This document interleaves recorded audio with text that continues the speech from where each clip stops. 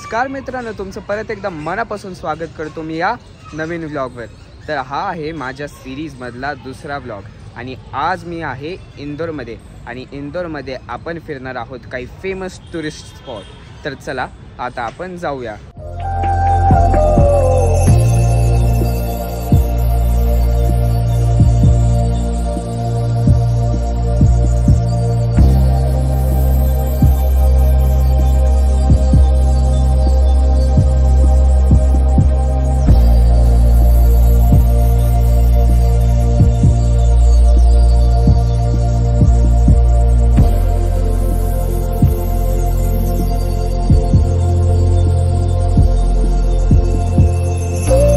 हा आहे होळकर राजवंशांचा राजवाडा पॅलेस।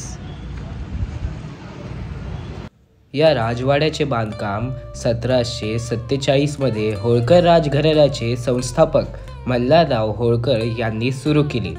हे होळकर शासकांचे निवासस्थान होते आणि त्यात शाही समारंभ, विविध सांस्कृतिक कार्यक्रमाचे आयोजन यासारखे महत्त्वाचे घटना घडल्या।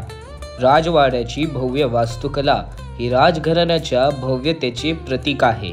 7 मजली राजवाड्यात गुंतागुंतीचे कोरीव काम, कमानी आणि खांब आहेत, जे ते बांधणाऱ्या कारागिरांचे कौशल्य प्रदर्शन करतात। राजवाड्याचे प्रवेशद्वार एक भव्य कमानी आणि मध्यवर्ती हॉल आहे, ज्याचा दर्शनी भाग, अलंकृत बाल्कनी आणि झरोखे आहेत, ज्याच्या समोर कारंजे आणि हिरवीगार बाग आहे।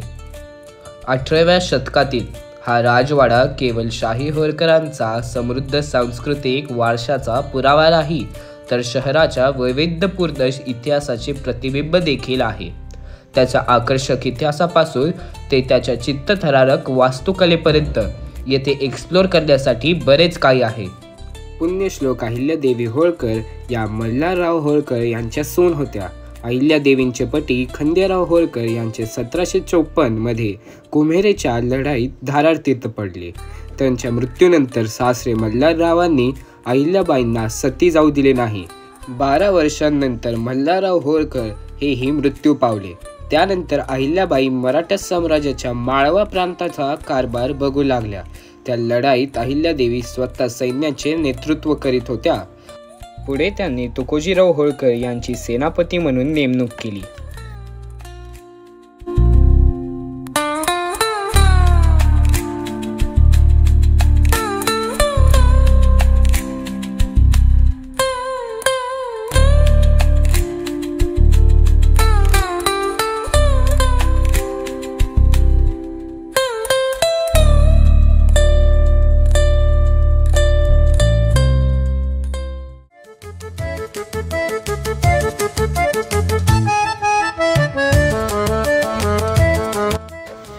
हे आहे इंदोरमधील बडा गणपती मंदिर, जिथे गणपती बाप्पांची 25 फीट उंच मूर्ती आहे।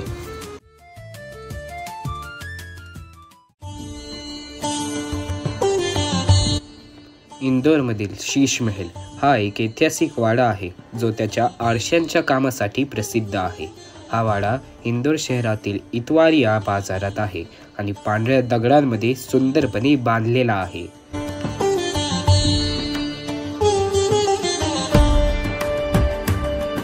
अन्नपूर्णा मंदिर हे इंदोर शहरामधील एक प्रसिद्ध मंदिर आहे। हे मंदिर अन्न आणि पोषणाची देवी अन्नपूर्णा हिला समर्पित आहे। मंदिराच्या प्रवेशद्वारावर हत्तींच्या 4 आकाराच्या पुतळ्यांनी सुशोभित केले आहे आणि मंदिराची वास्तुकला खूप सुंदर आहे, ज्यामुळे ते पर्यटकांसाठी एक आकर्षक ठिकाण आहे।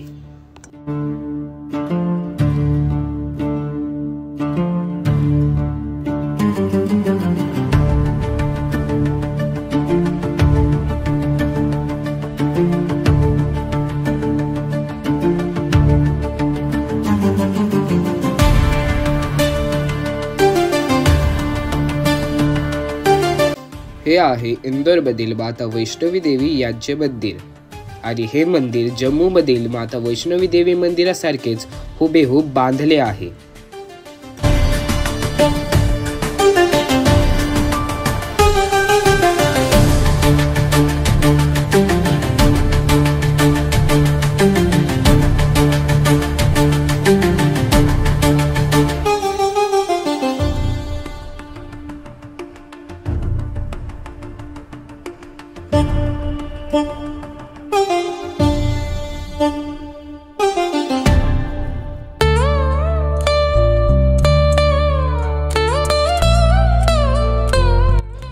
हे आहे इंदोरमधील लालबाग पॅलेस. हा राजवाडा शक्तिशाली मराठा होळकर राजवंशांचे घर होते. 76 एकर जागेवर पसरलेल्या 45 खोल्यांच्या या राजवाड्याचे बांधकाम 3 टप्प्यात झाले. हे इटालियन पुनर्जागरण पुनर्जीवन वास्तुकला शैलीमध्ये बांधले गेले आहे. तर त्याचे मुख्य दरवाजे कलकत्त्याच्या बकिंगहॅम पॅलेसमधील दरवाज्यांवर आधारित आहे. खूप सुंदर पॅलेस आहे हा. तुम्ही कृपया या पॅलेसला भेट द्या. प्लॅनिंग, कांस्यकाम, सजावटीचे प्लास्टर, दगडी काम आणि राजवाड्यासाठी फर्निचर इंग्लंडमधील चेल्टनहॅम येथील H.H. मार्टिन अँड कंपनीने पुरवले होते. 1886 मध्ये तुकोजीराव होळकर यांनी हा राजवाडा बांधला. त्यांचे पुत्र शिवाजीराव होळकर यांनी ते बांधत राहिले आणि 1926 मध्ये त्यांचे नातू तुकोजीराव होळकर तिसरे यांनी त्याचा विस्तार केला.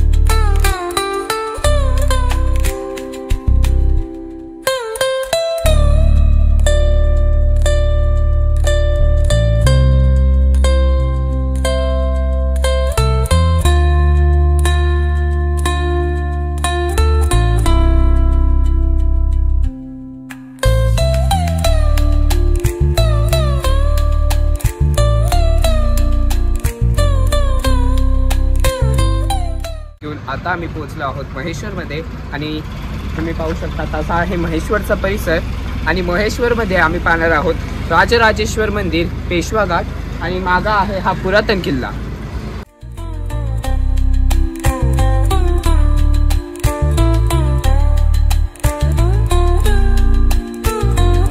हे आहे प्राचीन श्री राजराजेश्वर मंदिर. श्री राजराजेश्वर मंदिर हे मध्य प्रदेशातील खरगोन जिल्ह्यातील महेश्वर या ऐतिहासिक नगरीत वसलेले एक अत्यंत प्रसिद्ध आणि पवित्र मंदिर आहे. हे मंदिर देवी राजराजेश्वरी यांना समर्पित आहे, ज्या आदिशक्ती पार्वतीच्या अत्यंत रूप मानल्या जातात. हे मंदिर भक्ती, शांतता आणि आध्यात्मिक उन्नतीसाठी प्रसिद्ध आहे. राजराजेश्वरी या देवी दुर्गेचे अत्यंत शक्तिशाली आणि दयाळू रूप असून त्यांची पूजा मुख्यतः तांत्रिक मार्गाने केली जाते. हा आहे नर्मदा नदीवर वसलेला महेश्वर घाट आणि असे अनेक घाट अहिल्यादेवी होळकर यांनी बांधले आहे. महेश्वर हे मध्य प्रदेशातील खरगोन जिल्ह्यातील नर्मदा नदीच्या काठी वसलेले शहर आहे. पूर्वी येथे अहिल्यादेवी होळकर यांची राजधानी होती. महेश्वर हे पुराण काळापासून प्रसिद्ध असे तीर्थक्षेत्र आहे. पुराणातील कार्तवीर्य अर्जुन या सोमवंशीय सहस्त्रार्जुन क्षत्रिय राजाची राजधानी म्हणून महेश्वर उल्लेख सापडतात. कार्तवीर्य अर्जुन हा सहस्त्रार्जुन या नावानेही रामायण तसेच महाभारतात ओळखला गेला आहे. एक पुराण कथेनुसार सहस्त्रार्जुन राजा आपल्या 5000 राण्यांसह नदीकाठी फिरायला गेला. राण्यांनी क्रीडा करण्याची लहर आली. आता क्रीडेसाठी मोठी जागा पाहिजे म्हणून सहस्त्रार्जुनने आपल्या 1000 बाहूंनी नर्मदाचे प्रवाह रोखले. त्याचवेळी आकाशमार्गे जाणाऱ्या रावणाने नदीचे कोरडे पात्र पाहिले आणि शिवभक्त रावणाने नदीच्या पात्रात शिवलिंग स्थापन करून पूजा सुरू केली. तेवढ्यात सहस्त्रार्जुनच्या राण्यांची क्रीडा संपली आणि राजाने नर्मदेचे प्रवाह सोडला आणि नदीतून आलेल्या पाण्याच्या लोंढ्यात रावणाचे शिवलिंग वाहून गेले. संतापलेल्या रावणाने सहस्त्रार्जुनशी युद्ध आरंभले. आपल्या 1000 बाहूंनी युद्ध करणाऱ्या कार्तवीर्य अर्जुनाने रावणाचा सहज पराभव केला आणि त्याला जमिनीवर लोळवून त्याच्या प्रत्येक डोक्यावर एक एक दिवा ठेवला. हे कमी होते म्हणून की काय कार्तिवीर्य अर्जुनाने रावणाला पकडून आपल्या मुलाच्या पाळण्याच्या खांबाला बांधून ठेवले. हे आहे महेश्वरमधील महेश्वर पॅलेस.